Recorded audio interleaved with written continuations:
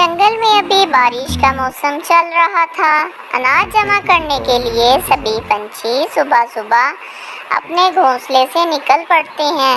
इसी वजह से सब पंछियों के बच्चे घर पर अकेले रहते। इसका फायदा शिकारी पंछी उठाते हैं। रोज किसी न किसी पंछी के बच्चे को शिकारी चील खा जाते। भैया मम्मी पापा कहाँ हैं? वो रोज कहाँ चले जाते हैं? मुन्ना अपने भाइयों में सबसे बड़ा और समझदार था, जो माँ बाप की गैर हाजिरी में छोटे भाइयों का ख्याल रखता था। छोटे, हमारे मम्मी पापा हमारे लिए दाना इकट्ठा करने गए हैं। हम अभी छोटे हैं ना, हम उड़ भी नहीं सकते। और मम्मी पापा के अलावा दूसरे पंछी भी अपने बच्चों के लिए शहर से दाना पानी लेने गए हैं। जब मैं बड़ा हो जाऊंगा तब मैं मम्मी पापा के साथ दाना पानी लाऊंगा। अरे भैया अभी बड़े तो हो जाओ, अभी मम्मी ने जो खिचड़ी बनाई है वो तो खा लो। इधर अलीनू और उसका शोहर राजू जंगल से बाहर आ गए थे। वो थक कर एक पेड़ पर बैठ जाते हैं। लगता है आज हमें खाली हाथ ही जाना पड़ेगा। बारिश की वजह से चारों तरफ पानी ही पानी है। हाँ, वो तो तुम सही कह रही हो। दाना पानी के बगैर हम यूं खाली हाथ तो नहीं जा सकते। बच्चे हमारा इंतजार कर रहे होंगे। हमारे बच्चे बड़े बड़े हो रहे हैं और साथ में इनकी भूख भी बढ़ रही है। अब यूं करो, जितना दाना इकट्ठा हुआ है वो मुझे दे दो। आप पानी की तलाश में आगे जाओ। वो जो खंडर के पास कुआं है, इसमें ज़रूर पानी होगा। मुझे अभी जाना होगा। अब तुम बच्चों के पास चली जाओ, वो घर पर अकेले होंगे। अलीनू जंगल की तरफ निकल पड़ती है और अभी थोड़ी ही दूर आती है कि तूफानी बारिश शुरू हो जाती है। अलीनू उड़ नहीं पा रही थी। हाँ अल्लाह जी, अभी तो मेरा घर बहुत दूर है और तेज़ बारिश शुरू हो गई है। मेरे बच्चे भी अकेले हैं, वो तो डर रहे होंगे। मुझे तो जल्दी घर जाना होगा। मीना चिड़िया लीनू को आवाज़ देती है। अरे ओ लीनू बहन, बात तो सुनो, मेरी मदद करो। अलीनू मीना के पास आ जाती है। क्या हुआ मीना? आप इतनी बारिश में क्यों भीग रही हो? यार, अब मेरा घर पूरा नहीं बना था और बारिश शुरू हो गई। अब मेरी घोंसले में पानी भी बहुत आना शुरू हो गया है। दरवाज़ा लगना भी बाकी है। आप मेरी मदद करो। फिर अलीनू मीना की दरवाज़ा लगाने में मदद करती है, जिस वजह से मीना के घोंसले में पानी आना बंद हो जाता है। शुक्रिया अलीनू बहन, आप बहुत अच्छी हैं। मैंने और पंछियों को भी आवाज़ लगाई थी, लेकिन किसी ने मेरी एक ना सुनी। आप बहुत रहमदिल हैं। आपने मेरी मदद की। मेरी वजह से आपका खाना सारा भीग गया है। मैंने तुम्हारे बच्चों के लिए इस टिफ़िन में खाना पैक कर दिया है। अब ये भीगेगा भी नहीं। तुम ये अपने साथ ले जाओ ताकि बच्चों का पेट भर जाए। शुक्रिया मीना बहन, अभी मुझे देर हो रही है, मुझे इजाज़त दो। घर पर मेरे बच्चे मेरा इंतज़ार कर रहे होंगे। इधर बच्चे बहुत बेचैनी से अपनी मम्मी पापा की राह देख रहे थे। अलीनू अपने घर के रास्ते में होती है। तभी कालू कौवा उसे आवाज़ लगाता है। सुनो अलीनू बहन, मेरी बात तो सुने।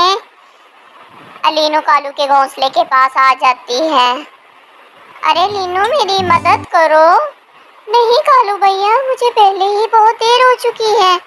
मैं जल्दी में हूँ, मुझे माफ़ कर दे। जंगल में शिकारी पंछी घूम रहे हैं। अगर मैं जल्दी ना पहुँची तो वो मेरे बच्चों को खा जाएंगे। ठीक है लीनू बहन, आप चली जाओ, मैं किसी और से मदद मांग लेता हूँ। कालू भैया क्या हुआ? आपने कुछ बताया ही नहीं। वो ना, आपकी भाभी गौरी को तेज बुखार हो गया है। मैं जंगल की उल्लू डॉक्टर के पास गया तो वो शहर गए हुए हैं। आप मुझे थोड़ा टाइम देती तो मैं आपको उनके पास छोड़कर दूसरे जंगल से डॉक्टर को ले आता। गौरी को बहुत तेज बुखार आया है, मैं उसे अकेला छोड़कर नहीं जा सकता।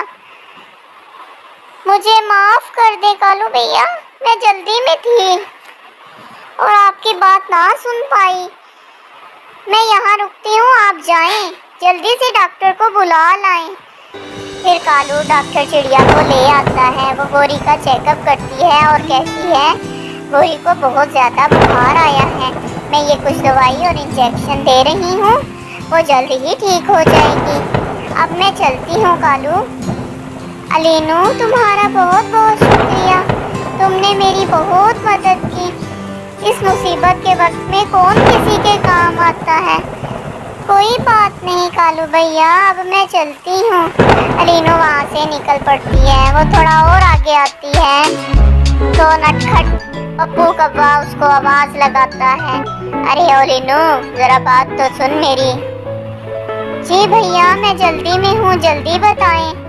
अरे लीनू, ये मैंने नया घर किराए पर लिया है चील से, जरा देख कर बताओ तो सही।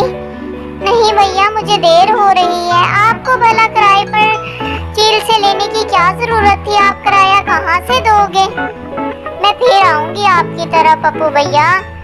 हाँ हाँ जाओ, मुझ गरीब की किसने सुननी है, किसने मुझ पर यकीन करना है, तुम भी ना करो, जाओ जाओ।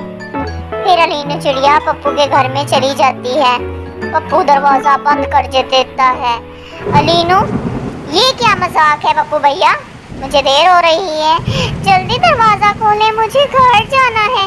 ये मेरा और चील का प्लान था, इसने राजू को कुएं के पास कैद किया हुआ है, तुम यहाँ कैद हो। अब चील मजे से तुम्हारे बच्चों को खा जाएगा। तुम मुझे पूछ रही थी ना मैं किराया कहाँ से देता हूँ, मैं इसी तरह करता हूँ और चील मुझसे किराया नहीं लेता। लीनू बहुत तड़पती है मगर पप्पू उसकी एक नहीं सुनता। कुछ देर बाद पप्पू सो जाता है। फिर उधर से लाडो मासी का गुजर होता है। वो लीनू से कहती है कि तुम सब्र करो, परेशान मत हो, मैं तुम्हारे लिए अभी कुछ करती हूँ। लाडो मासी पप्पू की खूब धुलाई करती है। तुम ही थे ना जो सब पंछियों को कैद करके इनके बच्चों को चील को खिला देते थे। अब देखो मैं तुम्हारा क्या हाल करती हूँ, तुम्हें मजा चखाती हूँ अभी। वो उसकी खूब धुलाई करती है। फिर लाडो मासी अलीनू को आजाद कर देती है। अलीनू मासी का शुक्रिया अदा करती है और जैसे ही पप्पू मासी से जान छुड़ाकर वो वहाँ से भाग जाता है और चील के पास चला जाता है और सारी बात उसको बता देता है। चील, अरे ओ पागल, ये तूने क्या किया। अलीनू और लाडू मासी को राजू के बारे में भी बता दिया तूने। खैर जा, मुझे गुस्सा तो तुझ पे बहुत आ रहा है, लेकिन अभी मासी पुलिस को लेकर आती होगी, हमें यहाँ से भागना होगा। फिर वो राजू को आज़ाद कर देता है, वो वहाँ से उड़ जाता है। इस तरह राजू और अलीनू वापस अपने बच्चों के पास आ जाते हैं।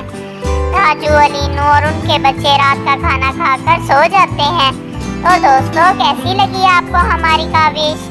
हमारी कहानी अच्छी लगे तो हमारे चैनल को सब्सक्राइब और वीडियो को लाइक ज़रूर कर दें। हमें इस कहानी से ये सबक मिलता है कि अपने माँ बाप की मेहनत और अपने बच्चों से प्यार को कम नहीं समझना चाहिए। माँ बाप अपने बच्चों के लिए अपनी जान को भी दांव पर लगा सकते हैं।